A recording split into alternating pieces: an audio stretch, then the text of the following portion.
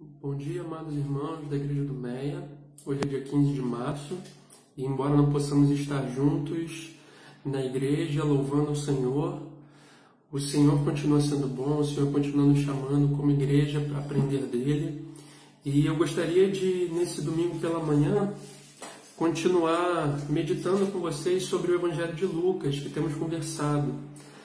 E especialmente gostaria de falar sobre o texto em Lucas 9, dos versículos 28 a 36.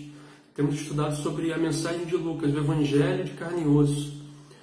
E gostaria de deixar uma breve meditação para vocês nesse texto, para que não percamos o foco da caminhada, né? Lembrando que temos estudado Lucas com o nosso objetivo dos 40 dias para a Páscoa. Nós temos nos preparado para a Páscoa em oração, em meditação, lendo as devocionais que estão sendo enviadas pela internet também para os irmãos. Então esse texto é muito importante. E após a oração nós vamos conversar um pouco sobre ele. Então vamos orar ao Senhor. Senhor, nós te agradecemos por esse dia, pela certeza que o Senhor se faz presente na nossa história, mesmo nos momentos mais difíceis, e porque ainda temos a Tua Palavra, temos a oportunidade de nos conectar com a tecnologia e de prosseguir conhecendo o Senhor. Ainda que não estejamos juntos fisicamente, continuamos unidos pelo Seu Espírito. E nós cremos que o mesmo Espírito ensina a nós o que nós precisamos saber a respeito do Senhor. Então continua falando conosco, Senhor. Ensina-nos sobre a Tua Palavra. É que nós te oramos, no nome de Jesus Cristo. Amém. Então, Lucas 9, dos versículos 28 a 36, fala assim: cerca de 8 dias depois de proferidas estas palavras, Jesus levou consigo Pedro, João e Tiago e subiu ao monte com o propósito de orar. E aconteceu que, enquanto ele orava, a aparência do seu rosto se transfigurou, e a roupa dele ficou de um brilho brilhante, de um branco brilhante. E eis que 2 homens falavam com ele, eram Moisés e Elias, que apareceram em glória e falavam da morte de Jesus, que ele estava para cumprir em Jerusalém. Pedro e seus companheiros estavam caindo de sono, mas conservando-se acordados, viram a glória de Jesus e os 2 homens que estavam com ele. Quando estes começaram a se afastar de Jesus, Pedro lhe disse: Mestre, bom é estarmos aqui. Façamos 3 tendas, uma para o Senhor, uma para Moisés e outra para Elias. Porém, Pedro não sabia o que estava dizendo. Enquanto assim falava, veio uma nuvem e os envolveu, e ficaram com medo ao entrar na nuvem. E dela veio uma voz que dizia: Este é o meu filho, o meu eleito. Escutem o que ele diz. Depois daquela voz, perceberam que Jesus estava sozinho. E eles ficaram calados, e naqueles dias não contaram nada a ninguém a respeito do que tinha acontecido. Ora, é interessante esse texto que, embora já tenhamos falado um pouco sobre o início do Evangelho de Lucas, aqui o texto já se encontra no meio do Evangelho e já caminhamos bastante. Existem algumas coisas que você precisa saber com relação a esse texto em si. O primeiro diz respeito a o quanto ele fala e o quanto ele tem de relação com o Antigo Testamento. Ou seja, se lemos textos como Êxodos 24, de 9 a 18, ou Êxodos 34, 29 a 35, ou mesmo Deuteronômio 18, 15, temos muitos paralelos a respeito de como o Senhor falava com Moisés e o povo naquela época, vindo como uma nuvem de glória, estando presente no tabernáculo, de como o rosto de Moisés brilhava quando o Senhor falava com ele face a face. Vemos também a respeito dessa nuvem de glória que fazia com que a presença do Senhor se tornasse notória no meio deles.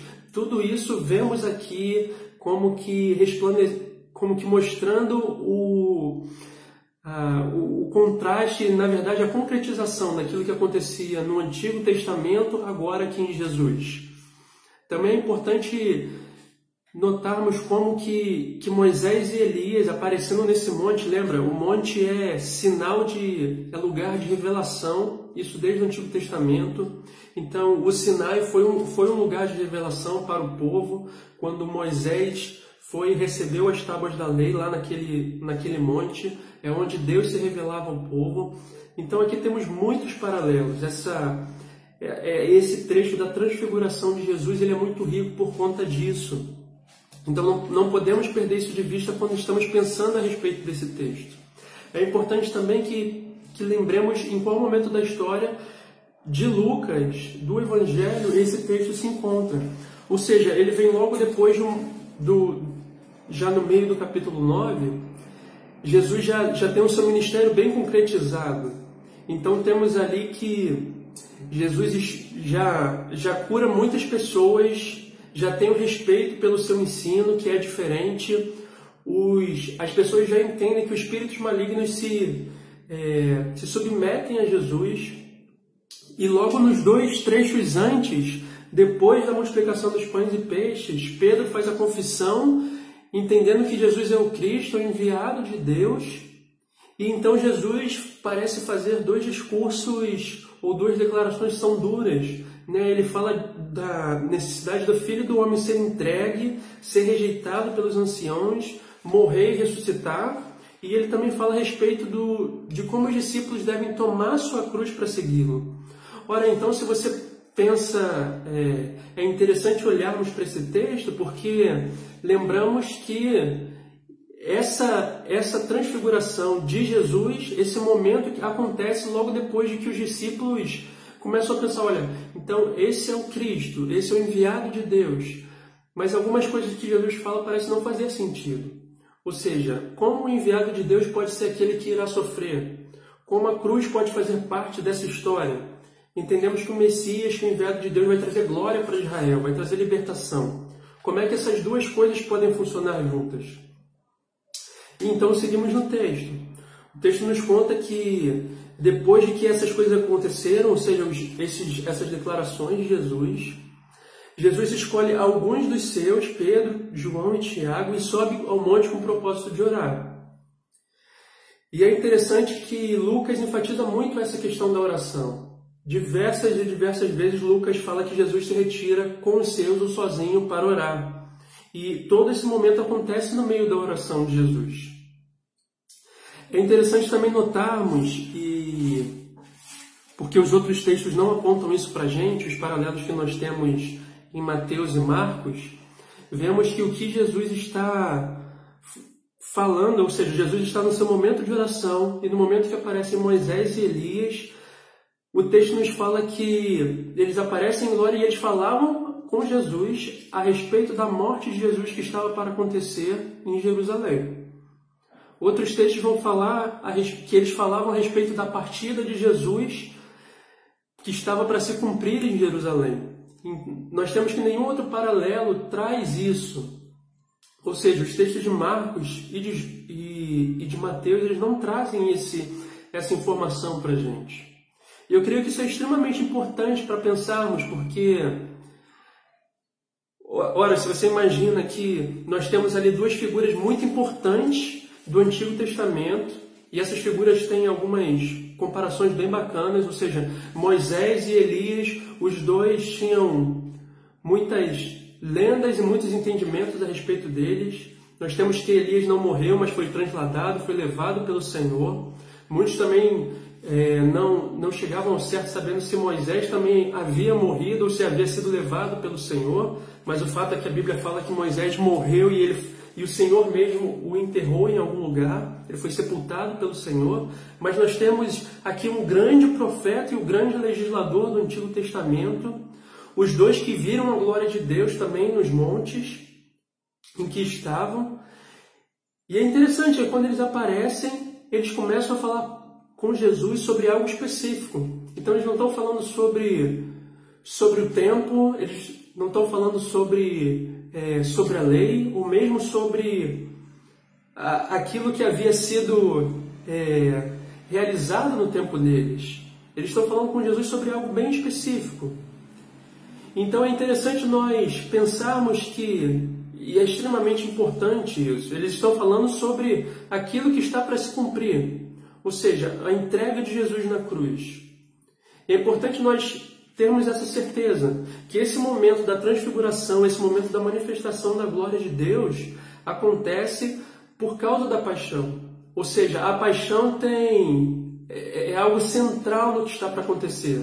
Não somente no Evangelho, mas também na história de Israel, na história da humanidade em si. Ou seja, quando Moisés e Elias falam com Jesus ali, eles estão falando sobre aquilo que eles já aguardavam por muito tempo. Aquilo sobre o qual eles escutavam seu Deus e esperavam ansiosamente.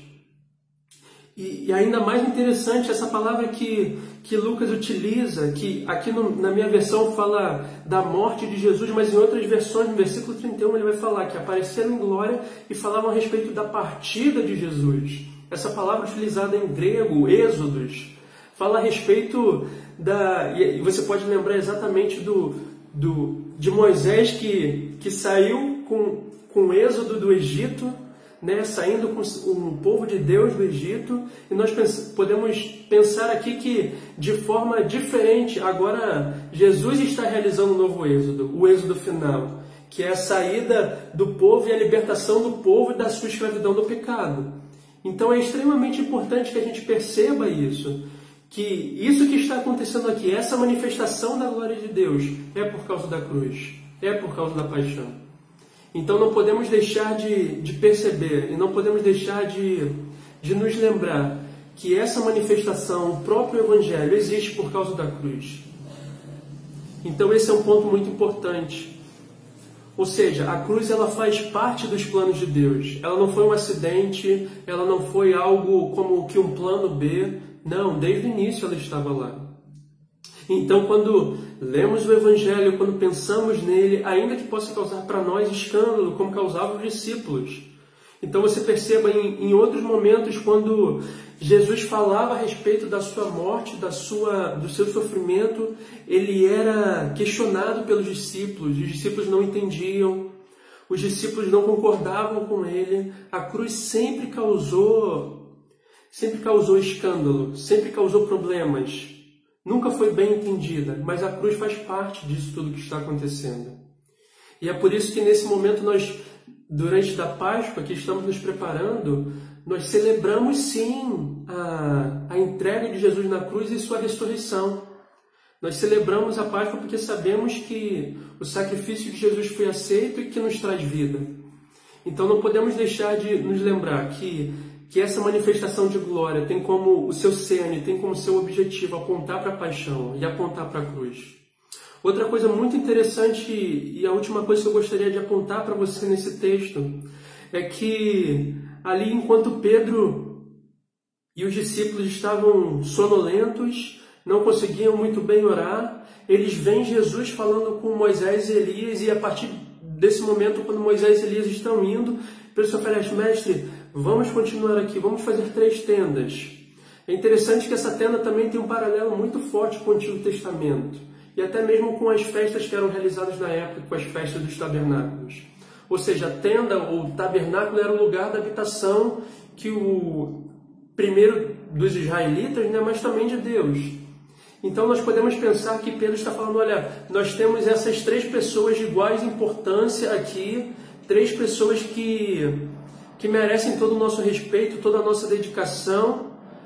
Mas é interessante que parece que o Senhor, primeiro que o evangelista mesmo nos aponta isso, Pedro não sabia o que estava dizendo. Ou seja, e logo depois parece que vem como que uma resposta do Senhor. Ou seja, sim, Moisés e Elias são importantes, mas o que a voz do Senhor nos fala no meio da nuvem, no meio de sua glória: este é o meu filho, o meu eleito. Escutem o que ele diz. Deuteronômio 18:15 fala que o Senhor, dizendo para Moisés e para o povo, diz: olha, eu mesmo vou providenciar um servo meu que virá depois de você, e esse servo irá falar as minhas palavras para o povo. Ele não será como nenhum outro. Eu trarei um escolhido, eu trarei um profeta igual você continuará falando. E é interessante que quando vemos aqui a declaração do Senhor, parece dizer para Pedro: olha, Pedro, Sim, temos Moisés e Elias que têm importâncias, mas nenhum deles é como Jesus. Nenhum deles é como meu filho eleito. É eles que você precisa escutar.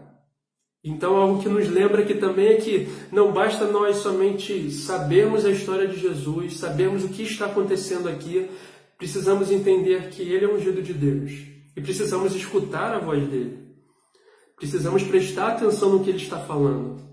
Precisamos prestar atenção no que ele está nos mostrando através do seu Evangelho. Muitas vezes podemos ler a história do Evangelho e falar sobre Jesus, mas não necessariamente falar sobre o que Jesus está nos dizendo. E é interessante pensarmos nisso. Para Jesus, a cruz é central na história dele. É central no que Deus está fazendo, no plano dele. Mas não necessariamente para os discípulos. Os discípulos que acompanhavam Jesus de perto não necessariamente tinham o mesmo... na verdade, eles não tinham entendimento da importância da cruz, da importância da entrega e da morte de Jesus Cristo naquela cruz. E eles não tinham em si ainda o entendimento de que essa cruz era sim o plano de Deus para a salvação do povo, para a libertação, para o êxito, para Deus salvando o seu povo da escravidão através da cruz de Cristo. Então é extremamente importante nós prestarmos atenção no que Jesus está falando. E Jesus aqui para nós está falando também que a importância da cruz. Lembra? Se você ler os trechos logo anteriores a ele, Jesus vai dizer, olha, se alguém vem após mim, negue-se a si mesmo, dia a dia tome a sua cruz e siga-me. Pois quem quiser salvar a sua vida, a perderá. E quem perder a vida por minha causa, esse a salvará. Ou seja, talvez, e esse texto é importante para nós pensarmos que, olha, no momento de talvez maior manifestação da glória de Deus na vida de Jesus antes de sua ressurreição, o ponto central que nós podemos tirar disso é de que nós devemos não somente... É de que nós somos ensinados de que a cruz ocupa um lugar central no plano de Deus, no que Deus está para fazer no mundo, de como Deus irá libertar o seu povo da escravidão do pecado, e de que nós devemos prestar atenção em Jesus muito mais do que em qualquer outro. E na verdade, se nós prestávamos atenção em Moisés e Elias, era porque eles também apontariam para Cristo. E nós precisamos escutar o que ele diz. Então isso é algo muito importante para nós nos dias de hoje.